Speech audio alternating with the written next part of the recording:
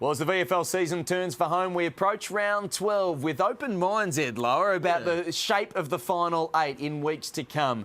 Frankston, unfortunately for them, probably won't be there. Just haven't had the results quite go their way this year. But still, for sides down the bottom of the ladder, they still want to shape the 8, and Essendon's part of their plans. Oh, definitely. You want to influence the competition. And Frankston at home are a formidable force. They really know their home ground very well, can have tough, challenging conditions. Also, Essendon, they want to make sure they're in the finals. Obviously, they've had a big year, and they want to stamp their authority in VFL sense as well. Yeah, absolutely. It's a tricky ground down at Frankston. It's really narrow. It's not all that long, and there's often a howling breeze as well. How much does that play on the psyche of an opposition side when you go into the territory of a side that they know so well? Oh, definitely. And I think you're also forgetting that there's a very passionate crowd there at Frankston. So how could I forget? So it's definitely going down there. You think this is going to be a tough day, and we are going to earn a win if we get that win. So you always know that it's been a tough day, and Frankston always put up a really strong fight, so it's going to be an interesting battle. And I know it's difficult to talk about the specifics of the Essendon lineup, but I guess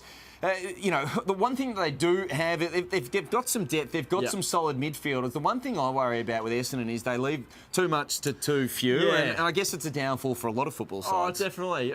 You've seen the good teams that everyone's a contributor in, whether they're forward, mids or back. When it's left up to a few, not everyone has their best game every single week. So if those guys aren't performing, you see the team lose. So hopefully they can see some consistency throughout the team next week. All right, well, it's a big challenge for both sides, and it does promise to be an interesting game. It's the Dolphins hosting the Bombers, and the coverage, of course, as it is every Saturday afternoon, will be on live across Victoria at 1 o'clock. The other games in round 12, Casey versus Williamstown. It's going to be tough for Casey to bounce back after a belting at the hands of Box Hill last week. Collingwood and Richmond shapes as an interesting game. So too, Footscray and a rampant North Ballarat. All those games on Saturday. We turn to Sunday, and the Northern Blues will face Geelong.